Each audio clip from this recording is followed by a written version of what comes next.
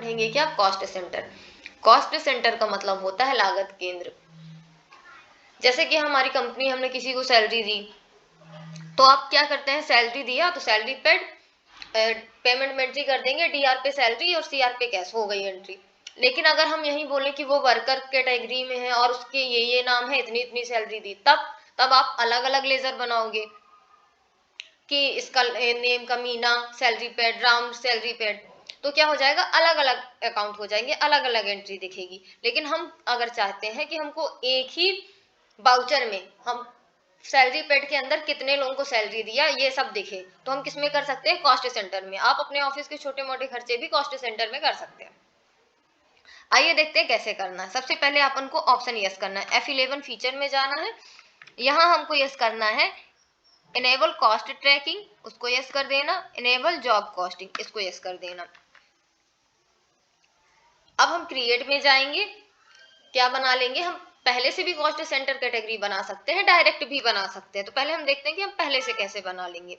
जैसे अपन लेजर पहले क्रिएट से क्लिक बना लेते हैं, फिर एंट्री करते हैं, उसी तरह क्रिएट में जाएंगे। यहाँ हमको कॉस्ट कैटेगरी अभी नहीं दिख रहा है। अगर आप टैली प्राइम का यूज कर रहे हैं तो शो मोर में क्लिक करेंगे तो आपको और ऑप्शन भी शो होंगे। ये हमारी कॉस्ट कैटेगरी शो हो रही है। क्रिएट पे जाएंगे, क्रिएट करेंगे। कैटेगरी क्या है, वर्कर, मतलब जो वो काम कर रहे हैं, जिनको हम सैलरी दे रहे हैं, वो वर्कर्स हैं हमारे। कंट्रोल एस एक्सेप्ट, वर्कर की कैटेगरी बन गई। अब हमको कॉस्ट सेंटर बना लेने हैं। कॉस्ट सेंटर में मतलब नाम, तो कैटेगरी तो हमारी वर्कर ही रहेगी कि ये लोग वर्कर ही हैं। अगर आपको कैटेगरी नहीं दिख रही बनाने के बाद भी, तो अपने कीबोर्ड से W प्रेस करेंगे तो राइट साइड शो होगा, तो सिलेक्ट कर लीजिएगा। नाम क्या है, हमारा एग्जांपल है salaries paid 20,000 worker for cash. Worker के नेम है रामेश, मीना, संजीव। तो पहला हमने बनाया मीना, कंट्रोल एस एक्सेप्ट। दूसरा संजीव एक्सेप्ट। तीसरा रमेश एक्सेप्ट। अब स्कैप करते हैं, अपन लेजर भी बना लेते हैं। लेजर क्या है, सैलरी पेड। सैलरी हमारा क्या है, इनडायरेक्ट एक्सपेंस, इसका अंडर आएगा, अप्रत्यक्ष खर्चा। अब आते हैं अपन किस पे, बाउचर पे। कॉस्ट सेंटर हमेशा डेबिट क्रेडिट में ही वर्क करता है। जैसे कि आप कुछ सामान परचेस कर रहे हैं अपने बिजनेस में लागत के लिए, तो आप सोचे कि हम इनवॉइस मोड में कर दें, तो ऐसा नहीं होगा, वो DRCR मोड में ही होता है। तो यहाँ हमने सैलरी डाला, सैलरी टोटल कितनी है, 20,000। हमने पहले से बनाया हुआ है कॉस्ट कैटेगरी, तो हम अपने कीबोर्ड से W प्रेस करेंगे तो आ जाएगा। अगर आपको नया बनाना है तो अल्टर के साथ C करेंगे तो देखिए कॉस्ट कैटेगरी का ऑप्शन खुल रहा है। हमने बना लिया तो हम दोबारा नहीं बनाएंगे, स्कैप कर लेंगे। यहाँ हमने W प्रेस किया और सिलेक्ट कर लिया वर्कर। कॉस्ट सेंटर नेम में कौन कौन है, मीना है, तो मीना को सिलेक्ट किया।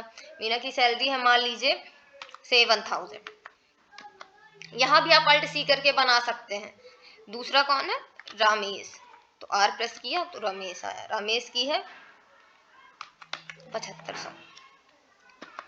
तीसरा कौन है, संजीव, तो S प्रेस किया तो 5500। CR में कैश सैलरी दिया तो कैश। एंट्री हमारी क्या हो गई, एक्सेप्ट हो गई। अब अपन को क्या करना है, प्रिंट देखना है, तो अपन ने DD किया, एंटर किया, अल्टर के साथ P किया, एंटर किया। अब F12 कर लेते हैं अपन। F12 से क्या होता है, कॉन्फ़िगरेशन। जैसे हमने F12 किया तो आप देखोगे यहाँ शो कॉस्ट सेंटर डिटेल, ये अभी यस है। यस है मतलब हमको पूरा उसी तरह जैसे अभी मैंने दिखाया उसी तरह दिखेगा। अगर हम इसको क्या कर देते हैं, नो, ये मैंने कर दिया नो और एक्सेप्ट करा दिया। अब इसके प्रिंट प्रीव्यू पे चलते हैं, अल्ट Z। देखिए नाम नहीं दिख रहा है, कैटेगरी नहीं दिख रही, सिर्फ हमको सैलरी दिख रही है कि कितनी है, 20,000 रुपए। अब अगर से सामने वाला आपसे बोले कि हमको उसका वर्कर भी दिखे, वर्कर का नाम भी दिखे, पूरा दिखे कि 20,000 सैलरी किसको दी गई, कहाँ कहाँ दी गई, किसकी कितनी सैलरी दी गई, तो स्कैप करेंगे, अल्ट के साथ P करेंगे, इसके बाद इंटर कर देंगे। F12 पे जाएंगे, कॉन्फ़िगरेशन पे, जहां हमने जिस ऑप्शन को नो किया था, शो कॉस्ट सेंटर डिटेल को, उसको क्या कर देना, यस। आपको एंटर कर देना। इसके पास आकर अगर आप टैली प्राइम को यूज कर रहे हैं तो आपको यस टाइप नहीं करना, एंटर करना है। जैसे आप एंटर करोगे ये यस हो जाएगा। कंट्रोल ए से ऑल एक्सेप्ट कर दीजिए। अब इसका हम प्रीव्यू देखते हैं कि कैसा आएगा।